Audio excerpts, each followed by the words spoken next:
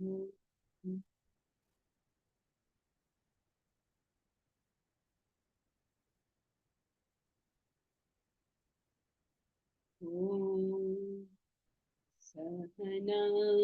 Bhavatu Sahana Bhunaktu Saha Viryam Karavavahai Tejasvinavadhitamastu ma vidvishavahai.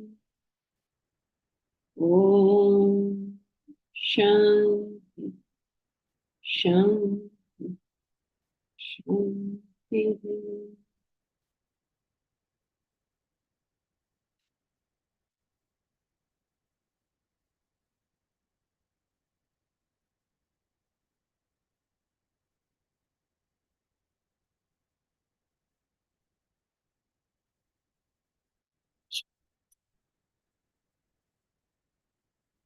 So we had been studying about the moving parts.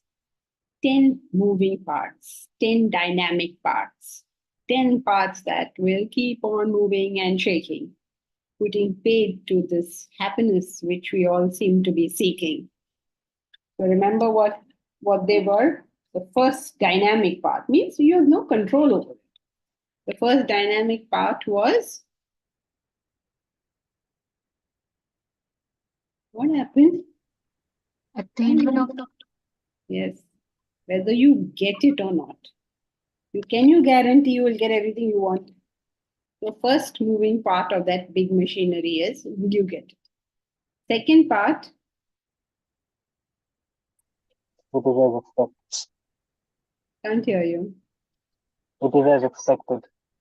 It is as you expected it to be. How many times have we got it and it has not been what you expected it? You marry the man of your dreams and he turns out to be the man of your nightmares. It didn't turn out as you thought it was going to be. Then third one, let us assume these two were okay. Okay, you got it. And then it also was just as you thought. Then what? The desire is to stay the same. The desire is to stay the same. Your own mind is a moving part. Which day the mind will want something and which day it will want something else. Perfectly happy couples have taken a divorce. Why? They didn't want to be married anymore. So what was the problem? There's no problem. Then why are you divorcing? We don't want to be married. Now, how can you argue with them? Can you say, no, no, no? And argue. For them, that is their experience. They say, I don't have any feelings for this person anymore. Now you can't jabarasti force that person to have feelings, whether they have it or they don't have it. Mind has to stay the same. Mind is a moving part in this whole silly machinery of happiness. Then what else? Suppose you get the object. The object is as you thought. Your mind still desires it. Then circumstances have to stay the same. circumstances play such a big part in this whole thing. It doesn't occur to us that something you want, you may suddenly not want because the circumstances have changed. I think a good example of that could easily be wanting a car. You bought the car of your dreams, and COVID struck, and everybody had to stay at home. 3 years, no use that car was to you because you are enforced. Circumstances have to stay the same. What is the point of this analysis? The point of it is we're so dependent on on this desire of mine, but I don't understand how many moving, shaking, dynamic parts this thing has. Okay, even if circumstances, okay, so desire, so you got the object, it was as expected, your desires are the same, circumstances are also the change, are exactly the same, no change. Then what's the next moving part? Collateral damage. Collateral damage. You love sweets. The sweets love you. Meaning the sweets are also exactly as you want them. The chocolate is exactly as you wanted. Circumstances also very good. After a good meal, you can have good chocolates. And or you like a cheesecake, you can get it. It's easy. When you get it, it is as expected. You also long for it. Circumstances also the same, which means the cheesecake factory is still next to your house. So you can always have it. It hasn't shut shop and gone off somewhere. But then what happens? Collateral damage. What is collateral damage? You now have diabetes. Now you have diabetes. Now you cannot have it. Some collateral damage that's taking place because you are enjoying this thing. Something else is happening. You never even thought of it. You keep on having this thing, and then suddenly you find your health is affected, your wealth is affected, something is affected. Then what? Which is the next one. That all of this is not there. Everything is still is all of them. There's no collateral damage also. Desire is there, circumstances are proper, object is as a thing, no collateral damage also. Then what can go wrong? Fear of losing it. Fear of losing it. Arey Baba, everything is the same. But you can fear so much that there is no enjoyment. And I think a typical example of that should be the share market. Just before Modi became Prime Minister, everybody thought that the market will go up if he becomes PM. And if he doesn't become PM, then it will go down. So, how many hopes and longings were based on the fact that he will become PM? And he became PM also. And the market fell. But before it fell, just think of the stress the people were going through. When it hasn't fallen, even then the experience is still not of happiness. If you're possessive about your spouse is still faithful to you, still madly in love with you, but you can still not be enjoying that relationship because of the fear what will happen. Can you believe that? Then what's the next thing that can happen? Actual loss. Not necessary that it'll stay with you. It may actually go away. And that can be heartbreaking. You want something, it was perfect for you, but then for whatever reason, it was lost. Maybe like the passing away of a pet or the dying of your favorite plant. It's heartbreaking. I mean, when we talk over here, we talk very unemotionally. So it's like, it almost feels like, okay, theek hai, we've got 10 points. Let us memorize our 10 points and move on. The thing is that this breaks people's hearts. Each one of them is capable of breaking our hearts. That pain you don't, in class, unfortunately, we're too cheerful. And so we are not able to, bring forth like a poet. Philosophers can't bring that feeling of pain, unfortunately. But the poets can sing about it in their shairi, that even if you aren't suffering any loss, you will still start crying. Because they say, I don't know. Nadine, you mustn't have heard Urdu sher o shairi, Urdu poetry. If you read it, it seems like all of life is nothing but women breaking men's heart. The whole thing is that. Every time this woman is going about breaking some man's heart, and how his heart is broken. And he takes to drink. And he can see nothing in his life now because he can only drink because his dearest beloved, whoever it was, has now left. Now, unfortunately, in class, that pain of loss, we are not able to communicate. Everybody is like, okay, very good. Oh, pain of loss, no problem. We are going on quite happily with our point. That is real pain. It's not, it's like physical pain. It is not something that You can tell a person, oh, you're feeling it, never mind, tomorrow you'll feel better. No, tomorrow you will not feel better. So actual loss. Okay, so painful. Let us say there was neither fear of loss nor there was loss. Then what will happen?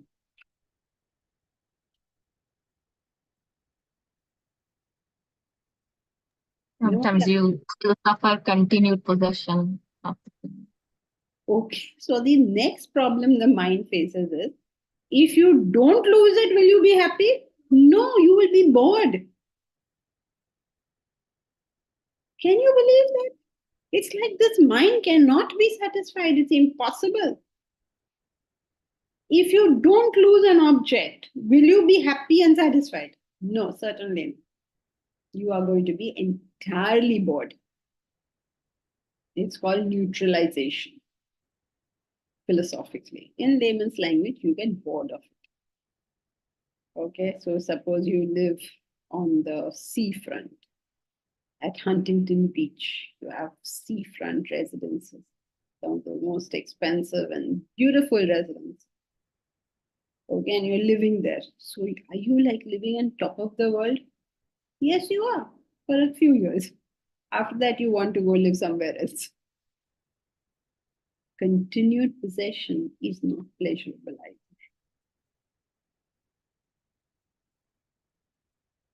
Then, which is the next one? Sorry, Janki, on this last point.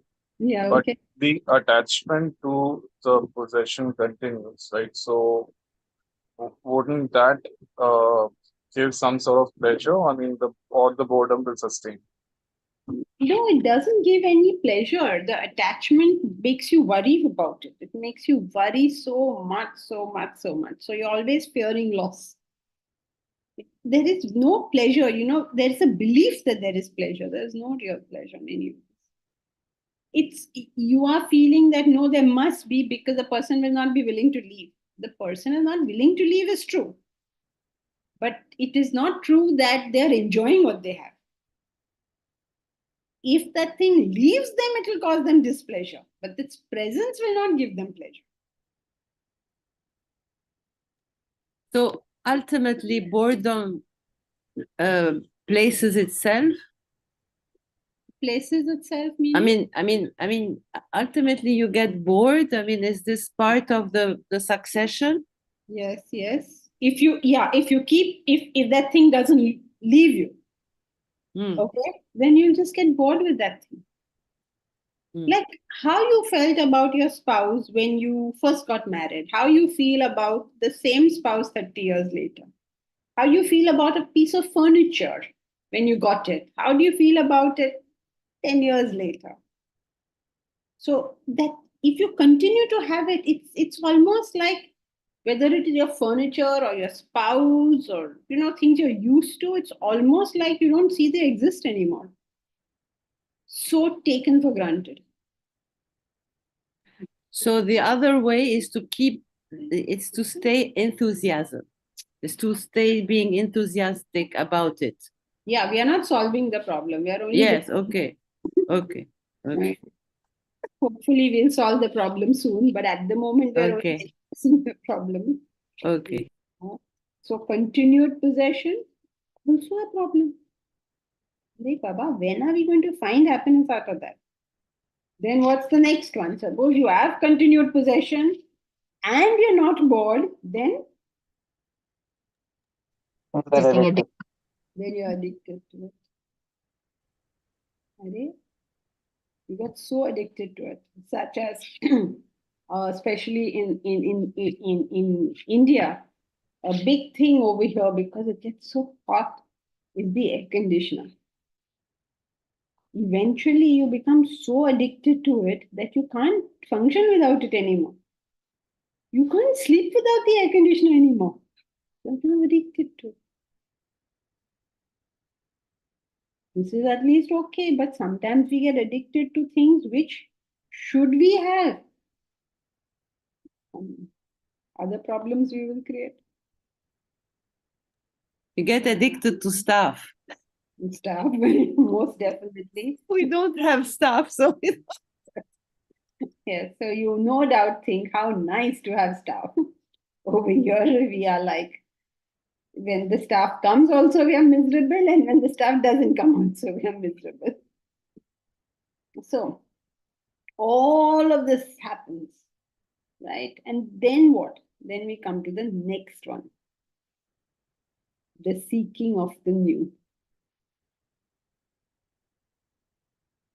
Now you're bored, or you've lost it, or it's caused you damage, or whatever on earth has happened.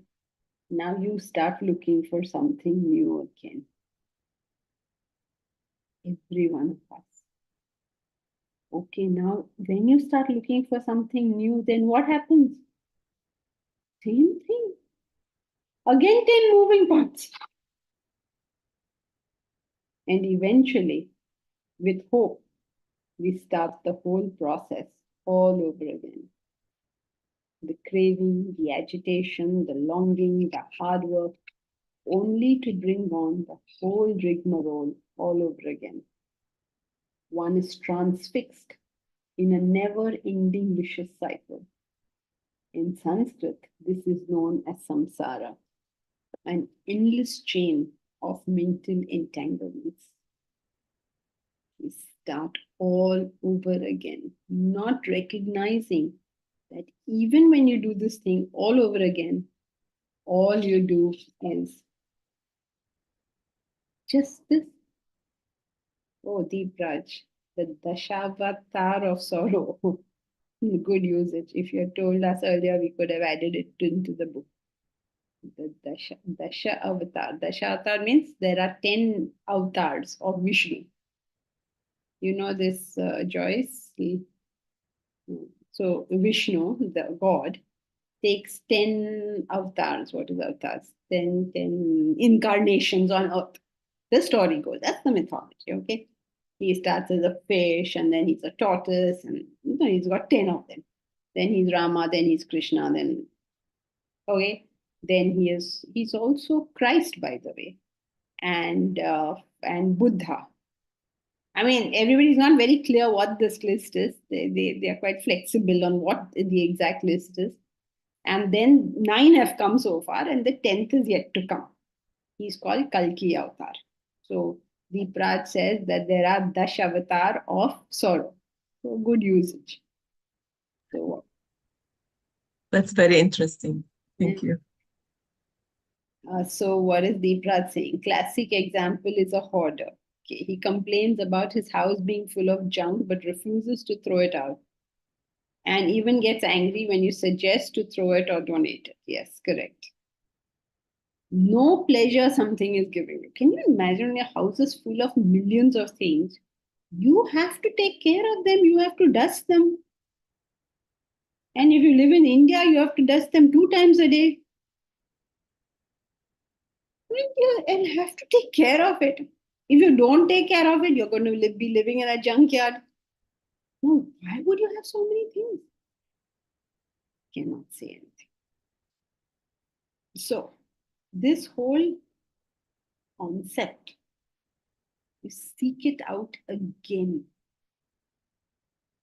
and again and again.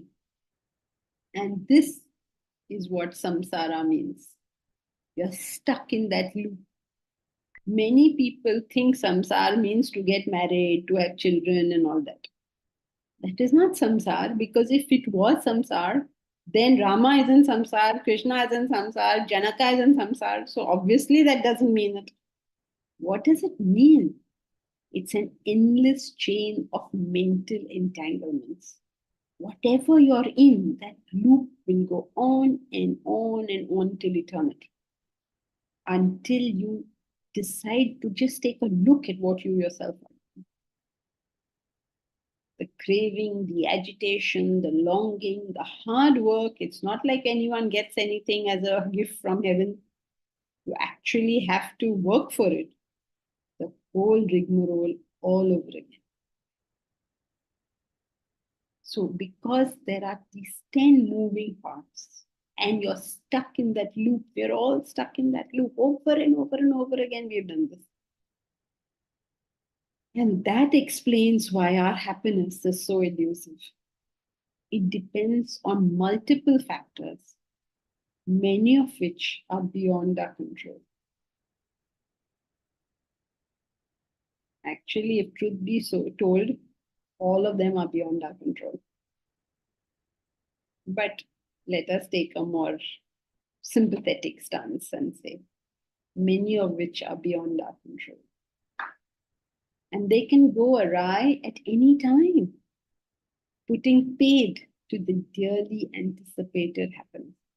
Any moment, any of these can go wrong. And then that's the end of the happiness. This method of chasing happiness is hence fraught with dangers. The river of happiness peters away among the rocks of agitations. This journey of happiness is referred to as a womb of sorrow in the Bhagavad Gita. The womb of sorrow. You know why womb? Because it gives birth to more sorrow when you choose.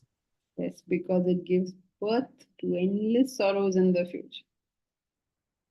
It's a womb of sorrow. It's a very good usage when you think about it. So why does he say it will give birth? Why doesn't he say it is now sorrow? Because when you start the process, it seems like this is all great happiness. Right? It's only eventually that the facts come to the surface. Deepak Sethi? Yeah, Jankiji, a quick clarification. Going back 2 minutes, you said at one point of time that philosophically speaking, at an absolute level, nothing is under control. Then you said, no, in my book, and for this purpose, let's say that a lot of things are not under control. Can you just elaborate on this distinction between your two statements? It's very difficult to predict anything in this world because of the immense multiplicity of the factors involved. Like, even now when they say there's global warming taking place, what do we have to do? It's very, very tough for us to predict anything in this world. Because laws, when we discuss them in class, function only, we say, like what? Water boils at 100 degrees centigrade. We learned that in school. It's so simple. Everybody knows that. Okay, so you boil some water, but it didn't boil at 100 degrees centigrade. Then now again, you have to start. Now what happened? Say, oh, there were some impurities in the water. So therefore it didn't. So you clean the impurities. Then you say, okay, let's boil. Now again, you're boiling. Again, it is not. Now you go back and study again. Now what was the problem? Now you are not at sea level. Therefore, it did not boil at 100 degrees centigrade. Like this, endless things can go on. And because so many laws play together, it becomes very difficult to predict. That is why the great saint Kabir says, Karaman ki gati nyari. नदियां भरी भरी रही है सागर की विधि खारी. So because we control a small bit, we tend to think that, oh, I can control the whole bit. And then you realize that one or two factors change, and even that which you had originally controlled no longer within your control. So the only reason things are within your control or appear to be within your control is because some external circumstances are staying fixed. So if they change, again, you'll be back to square one. So you go through those, what should I say, periods, where everything looks as if it is under control, but it is only a temporary phase. Yeah, so multiplicity of causes and not having control, not even knowing what some of the other causes is what makes what we think isn't under control, not being under control. Is there also a reference to what we can call as factor X, that there is a lot of carry forward impact of what we have done, and therefore there's a karmic fruition, and therefore you can't predict anything. I mean, you can't even predict that we'll end the class at 8 o'clock, even though you can control many factors, because all these things happen which really are not as per standard causes, but are coming from, let's say, a meta cause per se. That's also included in this statement? Yes, of course, because when we're talking of causes, they're all pertaining to what has happened in the past. When we're talking of today. And when we're talking of the future also, it is all pertaining from the past, from that point in the future. Yes. Yes. So that's just one example of the many, many things that, things are appearing to us okay only because something is staying stable. And we don't really get it, that it is staying stable. And it's almost like, I think Sri Ramakrishna gives this example. He says the child cries for a toy or for a sweet or something like that. And he's all the time, he's why you're not giving me this, whatever. He's crying, he's sobbing, he's weeping. And he insists that he should be given the sweet, and he has his little samsara around that toy, right? But all this is there only when the mother is with him. For whatever reason, the mother is gone, this whole thing will go. So because of stable factors, we are thinking of all these wonderful things we want. Let these stable factors be affected, and then what you want will become a different thing. So very, very difficult to predict anything. Yeah, okay, thank you. Yes, Deepraj, how blessed we are. Even when things start going wrong, we still don't get it that we are continuing to be blessed.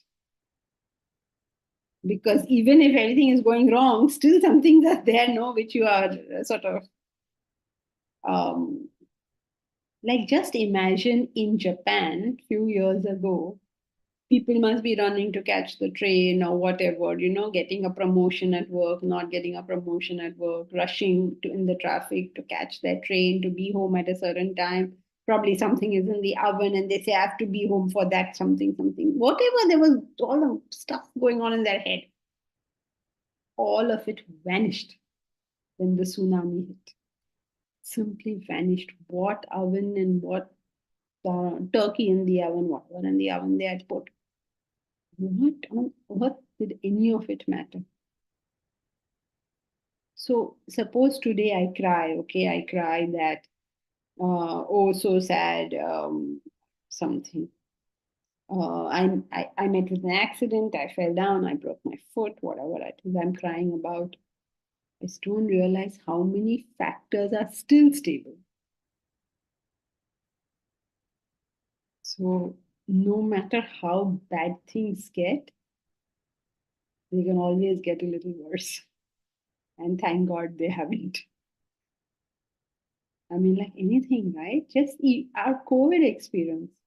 What all was going on, what many people's mind, whatever went on. And then COVID happened. Then even going out of the house became a great thing. So, yes, we are blessed, not just now, at every moment. Even in the moments where we think that things are really bad, they're still stable things. Right. Makes us realize how blessed we are and how blessed we have been and how blessed we are going to continue to be.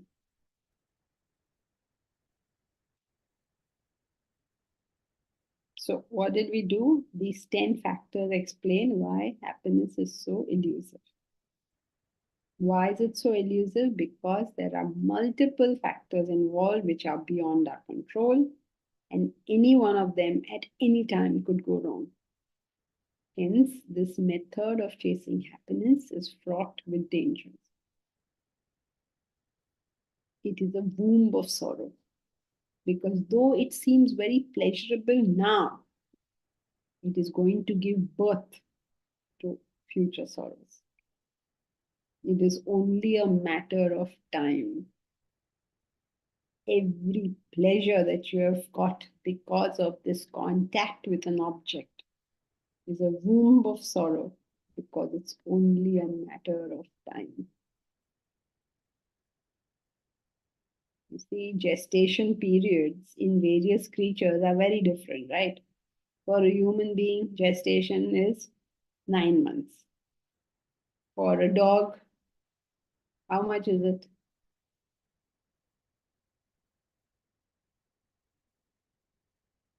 Nobody knows. 5 months. 5 months. 5 months. For an elephant, how much is it? 2 years, I read somewhere. 2 years or 11 months. Okay, I don't know what it is. Well, Dr. Bharati will know. 11 She, months. 11 months, huh? 1 year. About 11 months to 1 year. 11 to 12 months, okay. Then, what is the gestation period of a whale? Don't know. Bree, what is the gestation period of a mosquito? So, every creature has its own, right? You cannot say that because somebody is pregnant, they will give birth in 9 months. You must find out who that somebody is. Is it a mosquito? Is it a whale? Is it an animal? Is it a elephant? Is it a human? Right? Similarly, our pleasures are also like that. Their gestation period into sorrow is Momita. Gestation period, Asian elephant, 18 to 22 months. Oh, okay. African bush elephant, 22 months. Okay. So you have to find out now when you're enjoying some sense object, is this an elephant? That means 2 years later, your sorrows are going to start. Is it a mosquito? That means a day later, it is going to start. Is it a human thing? 9 months, that thing is going to be born, the sorrow. It won't come as a full-fledged human the moment it's born. It'll be born and then it'll go on and on.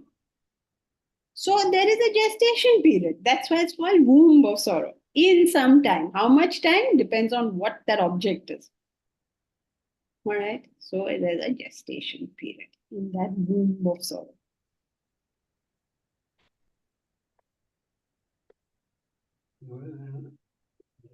But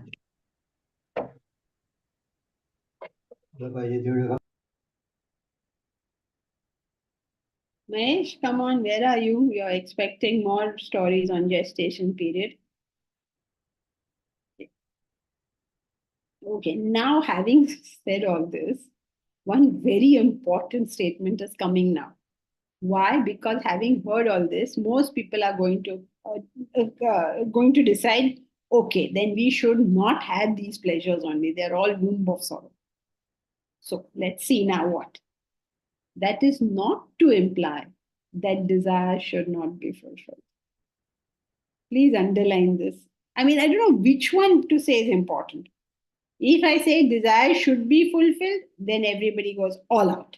If I say there are going to be lots of trouble with it, then they say, oh no, we will never fulfill. We won't want to do anything.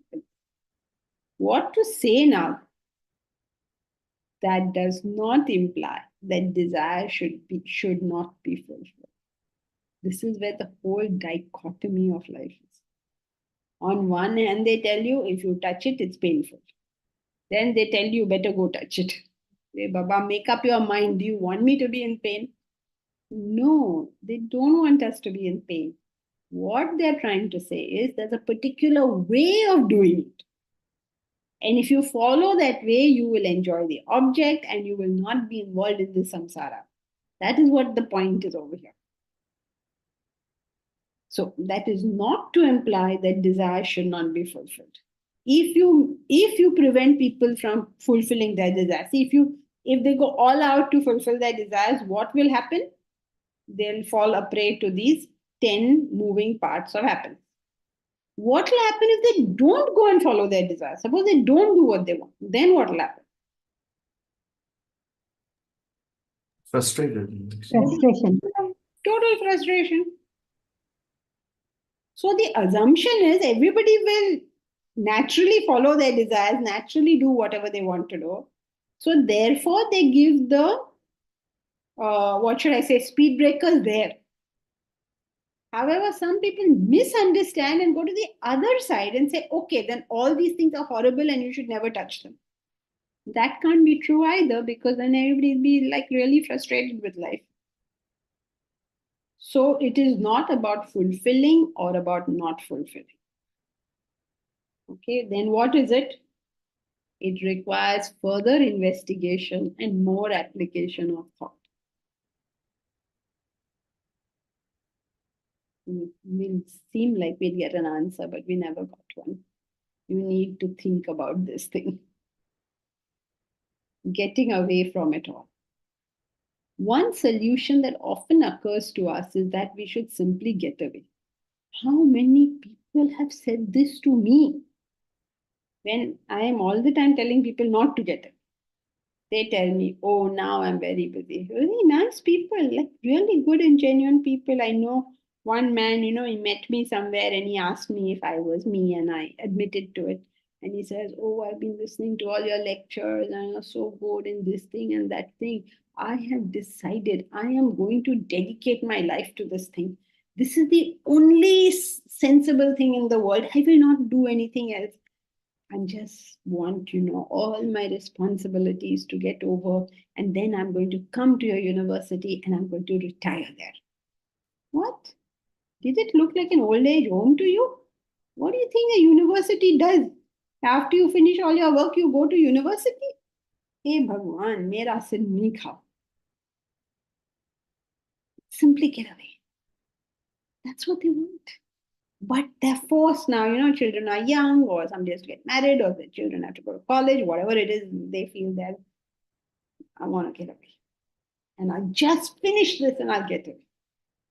They do not know that that stage is never going to be. It is today, it is now, or it is not. Because there'll always be something. Okay, my children are married, now what? Now I'll just take one vacation. I've finished all my thing. I've taken a vacation and then I will come. Okay, go for your vacation. Then what? And my daughter says she's conceived. I have to help her, Whoa, start again. Whole thing will go on. So one solution that often occurs to us is that we should simply get away. For urbanites, the call of rural life enthralls. A retreat to the mountains or the beaches, living a simple life is tempting. Voluntary retirement or reduction of work always seems very attractive. However, that may not be the answer. It often leads to frustration.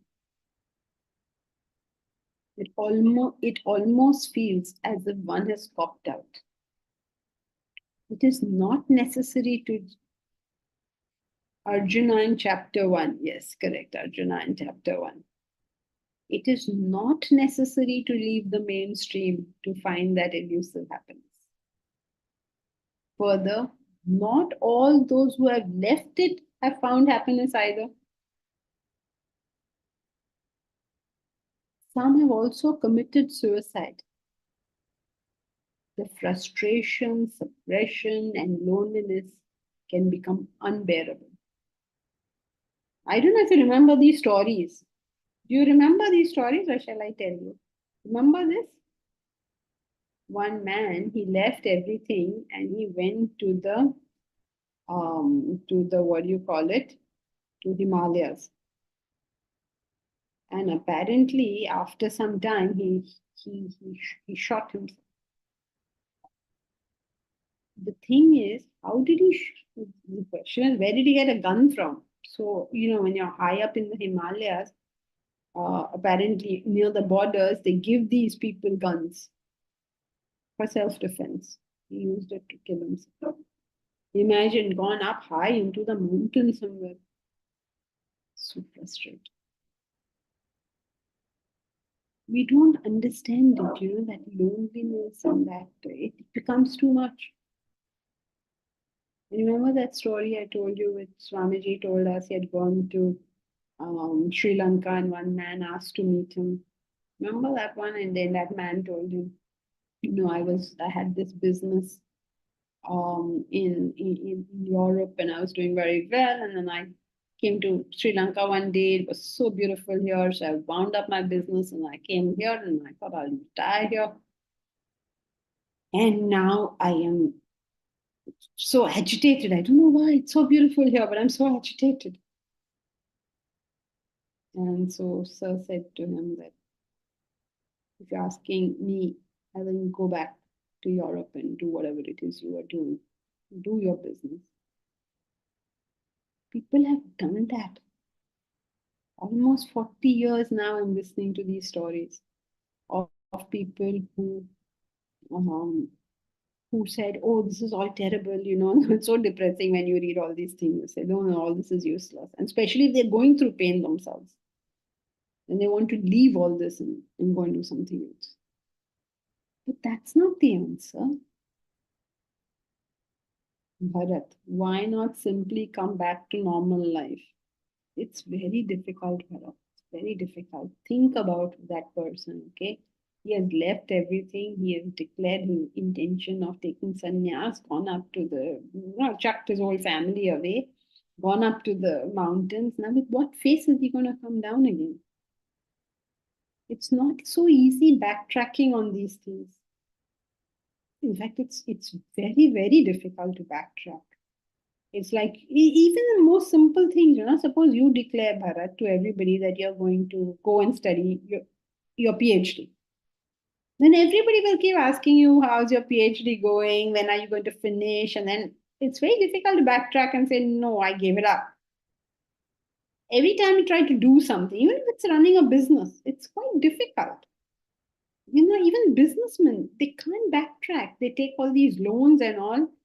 And, why not simply declare bankruptcy and start again? No, they actually kill themselves. It's not easy to backtrack like that. Because, the human being is always one of the strongest desires in a human being. I mean, after the basic ones is reputation. In fact, in the spiritual world, it's a really bad thing. It's a really bad influence because many spiritual people do what is publicly acceptable rather than following their own swadharma. And then they are terribly frustrated. And then they do all sorts of stupid things after that. Because they have to live up to the image of being a spiritual person. It's not an easy thing, Even if we claim to be going to Vedanta class, people will say, oh, you go to class and you're losing your temper. Nobody will turn around and say to them, look, because I go to class, I've lost my temper only so much. Otherwise, I'd have lost a lot more. We feel guilty. We feel embarrassed. Oh my God, I'm going to Vedanta class and I'm losing my temper. As if I became perfect just by going to class. But there's some kind of, what should I say, some kind of standard. And then we are supposed to stick to that standard. And it's weird because people who don't study Vedanta tell us how we are supposed to be here. Isn't that weird? Why do you even have a judgment on how I behave or don't behave? If I've studied Vedanta, I should know how to behave. You have not studied, you should not know. So it's not easy to backtrack because that reputation thing is very, very high on people. Even if you get a divorce, it's not easy to say, I got a divorce. Most people who get a divorce do not talk about it because backtrack. Everything is backtrack. If you had I don't know, $1 million or something, and you became a pauper, you would not like to admit it. So it's not just in the spiritual thing, but it's everywhere. It's very difficult. So it's not easy to come back to normal life. Okay. So sorry, Hariom, predominantly it's the reputation, fear of reputation getting destroyed playing, or the person himself not being okay with it. All of it. You are even more frightened of reputation, of what people will say, because you feel guilty about it. That's even worse. See, suppose you felt you were doing the right thing and people were saying bad things about you, you might deal with it. You yourself feel you're doing the wrong thing. We have no hope. Somebody has to, they're not even talking about you, but you will think they're talking about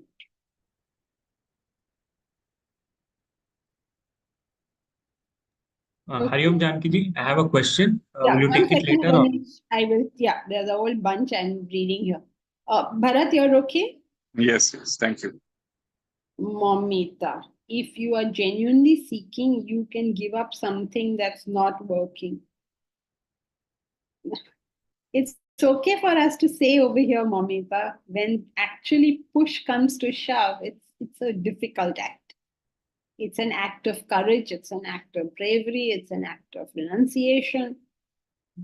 And not everybody passes the test, let us say. It's always easy, right? For when that problem is not on me, it's easy to say, yeah, but if you're genuine, you should do it. Just like I don't know, suppose somebody's son, this Porsche case, okay, he killed somebody and he must have come home and told his parents, right? What is the right thing for the parents to do? Take the child and go to the police station. Everybody, all of us will say that, as long as that child was not ours. If that child was ours, would I really do that? So it's very easy to say it when the situation is not there. So if you're genuinely seeking, you can give up something that's not working. That's true.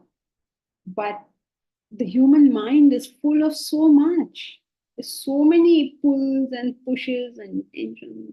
That's true, Janki, but if we have a goal in mind, if we are really seeking that, then we will know after some point and we will pick up the courage because we want that goal more than the fears. I mean, we'll always have fears, but we would have the courage if we actually want it. What is actually wanted? It's you will see as time goes on, you will see how many people will. It's like saying if you really want it, you will get up at 4 o'clock in the morning. But does that happen? You want Vedanta, get up at 4 o'clock, but does it happen? You want Vedanta, do Karma Yoga, does it happen? So every step of the way, it's like that. It's not, it's a struggle, always a struggle, and everybody does not pass at that struggle. You can't make a rule about it. In fact, you can be sympathetic to people who are not able to do it because it. No, we are definitely. I mean, courage is not easy to come by, but what it takes is courage. That's the basis for anything. Yeah, it takes courage. It takes an understanding of what you're trying to achieve in this world. So many things are involved. Courage, in fact, is nothing but the clarity of what you're trying to achieve. But courage also means faith, right? I mean, I don't know it, but I have to take that blind leap. But clarity on what you're trying to achieve. Yeah. Thank you. Mahesh, doesn't it take a lot of courage to live alone? Yes, it does, Mahesh. The mind plays all kinds of tricks. Yes, that's it. It takes a lot of courage. It takes self-sufficiency. And when you don't have the self-sufficiency, you fail at it. And when you fail at it, instead of saying I failed at it, you fake it. So yes, that's true. Rashmi Karant. You're okay, Mahesh? Is Rashmi Karant. Rashmi, are you new? Am I seeing this name for the first time?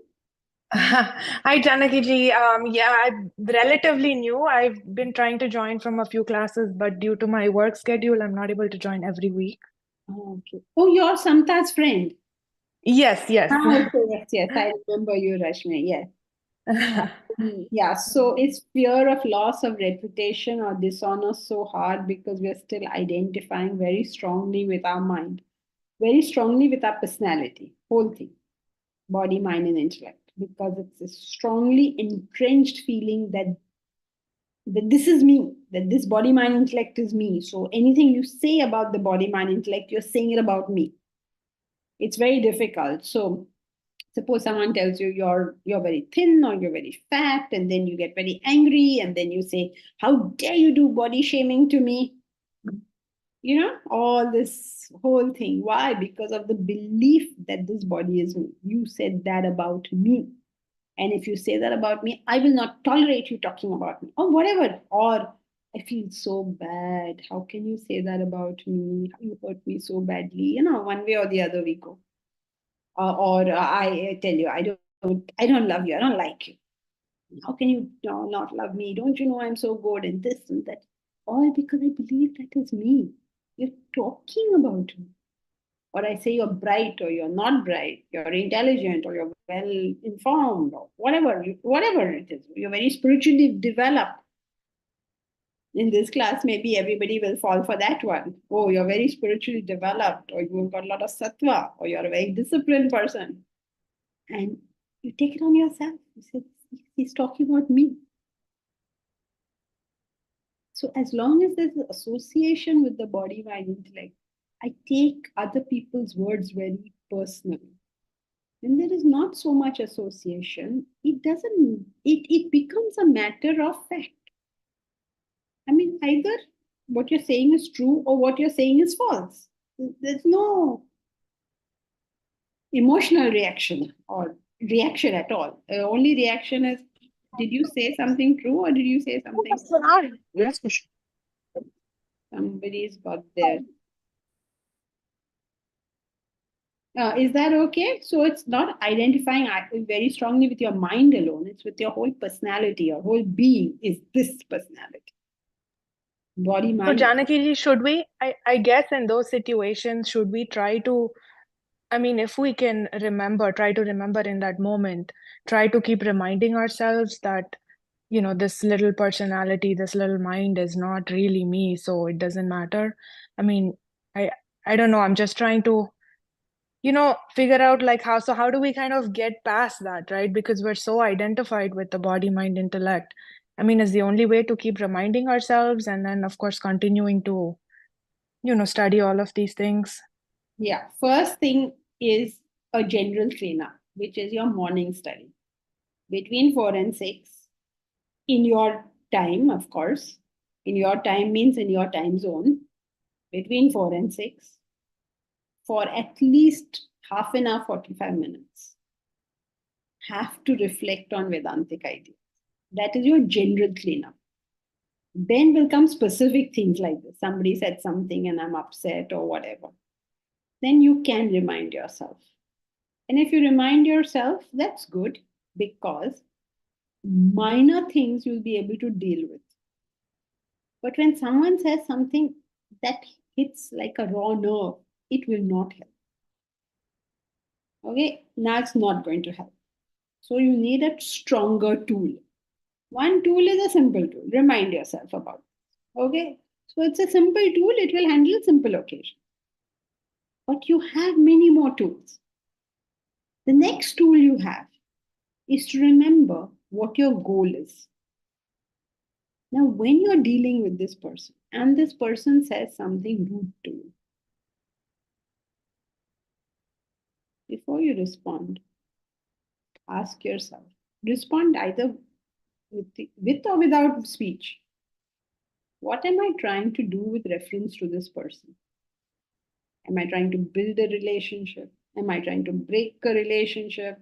Am I trying to not have a relationship to begin with? Ask yourself, what am I trying to do? And based on whatever you're trying to do, moderate your actions according to that. What that person says is his business. What I am doing is my business. So how do I know what I'm doing? If I'm clear about what I'm doing with this person. Calling, go on expanding. What am I doing in this occasion? What am I doing in the next 1 year? In the next 25 years? In the next 50 years? As much as you can do it, of course. You use the tool, everyone uses the tool, which is most appropriate to them. So there are various levels of this, and the higher the level we can relate to, the more benefit we get. Okay. Thank you, Janki ji. Hariom Janki, can I ask my question? Yes, go ahead, Ganesh. Janki, I think these 10 parts are good, and you just gave an example of people retiring. So a lot of people, I will not say maybe in our country, or a lot of people, they want to leave work and settle in this thing. And more or less, their basic desires are achieved, right? They're not in stress. I think you got what I'm trying to say. However, the scripture doesn't tell us. Nowhere it tells that lead a peaceful life. It says obviously you have to be peace, but nowhere it tells you have to live a peaceful life or do 5 things that make you happy. It always speaks about a goal. And if we have a comfortable life, that is not going to help us grow. So this part, I'm slightly confused. So one more line. When we start, we clean ourselves up. When we come to Vedanta or any spiritual thing, we clean ourselves up and we get basic happiness. But again, spirituality doesn't say you stay there, you grow, right? So I just wanted your insights on that. I didn't see any contradiction, so I don't know what to speak about. So so even at 60, 70, 80, you have to keep working. Like yes. If you're following Isavasya Upanishad. Yes. May you work for 100 years without. Yes. Right? 100 years, you have to keep yourself having a goal. Nowhere you have to look at comfort. Absolutely. Right? And this is something new that only Vedanta and the Vedanta treatise teaches us. Arey Baba, if you use the word Vedanta, you cannot use the word new in the same thing. This is about as old gets. Yes. New for me. Okay. Yes. But it's a common universal common sense. Yes. To keep busy on higher goals. Yes, it is universal common sense, but who has universal common sense? Yes. Correct. The 4 phases, Janki, that it talks about, that brahmacharya, grihastha, vanaprastha, and sannyasa, that is something else. That sannyasa does not mean going in solitary or just thinking about God at the end time. No, wait. I can't take your question because there's another question from Samta before that. I think Momita means that drive in you to achieve the goal will make you cross mountains or live on mountains. Yes. Okay. So your question now is, what are the 4 stages? The 4 stages are not related to age. They're related to a growth of a human being. First, he must learn something. Then he must learn to do whatever it is he has got all this theory about. Then he can stop thinking about what he wants and start thinking what others want. And then finally, he can do only thinking about what others want. That is called sannyas. Okay. So that doesn't mean give up working, but work for others. Yeah, work for beyond yourself. Now, beyond yourself can be others. Beyond yourself, the highest of it is divinity. So why is divinity even higher than working for others? Because, tell me, why is working for divinity higher than working for others? Because everything is divine. It's self. So when you work for others, this others has a definition. Who are these others? They are my community, they are my country, they are my species. We have some definition of who these others are. But when you work for divinity, you're right. There is no boundary. So that means you're working for all and everyone. Right? Now, this is shown by the fact that of what the sannyasi wears. The sannyasi wears orange. Orange because orange is the color of fire. Ochre is the color of fire. So as you know, it was traditional in this country that when a person dies, he is cremated. He's not buried, he's cremated. That means he's put into the fire. So basically the sannyasi is announcing that my individual personality, I am burning now. I'm finished with my desires. Now I only exist for the wider good. That was sannyas. Sannyas eventually became, let me go to other people's house and beg. That's not what sannyas is. Sannyas is working for everyone or divinity, whichever way you look at it. So the confusion I have, I mean, of course, we hold Shankaracharya ji so high and all the Vedantic scriptures he gave us. And he's the one he kind of propagated that monkhood thing. So then that is the confusion. When I initially started, it feels like, okay, then that's the way to go, what he said, just leave everything and stuff. So then that's the confusion. We know his teachings, but I know Shastra doesn't say about monkhood, but is it just something that he believed in, that Shankaracharya ji propagated, that monkhood is the right thing? No. Monkhood, I mean, actually taking ochre robes is a matter of personal characteristics. Some people are like that and some people are not like that. Some people are marrying type and some people are not marrying type. So those who are not the marrying type, don't jabardasti have to make them get married. And those who are the marriage type don't have to jabardasti keep them from being married. This is all your own swadharma. The point is not what you do like that. The point is, where are your thoughts? So it depends what mental state you are. If once, I mean, the ones who are genuinely in Himalayas also probably reach that state. But if you just think leaving everything, going to Himalayas will make you reach that state, that is not correct. We are trying to say that in this statement in the past.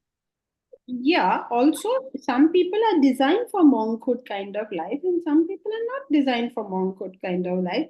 Janaka didn't leave his family and go away. Rama didn't leave his family. Krishna didn't leave his family. Ramakrishna Paramahamsa didn't leave his family. Vivekananda chose not to have a family. This is all personal. I mean, as the personality is. Thank you. I think we covered Shankara. Shramanas, Mamita were the original monks, but outside Vedic teaching. Why were they original monks? The Shramanas were just the Buddhist word for it, as far as I know. I don't think that they were the original monks. Sannyas? No, Shramanas existed at the time of the Buddha and much before also. They were simply people who took their own path to discovering reality. What is that took their own path? A monk doesn't necessarily become a monk because he takes his own path. Monks have their own tradition. No, so the tradition of Shramanas is different from the Brahmanas who stuck to the Vedic teachings and went through the full. No, that is the only Buddhist terminology. No, yeah. This terminology in the Hindu context. It existed prior to the Buddha. So the Buddha chose to become a Shramana because it was a tradition during his time. Yeah. He was a Hindu to begin with, but the term is at least today used to mean Buddhist. Or well, not today. For many centuries in India, it refers to Buddhist monks. No, okay. You can read up whatever that is, but the point of the matter is that there was always monkhood in India. It is spoken of forever. If you say they were called Shramanas, okay, fine. I don't do any historical thing. I can talk about the philosophical context. Okay, so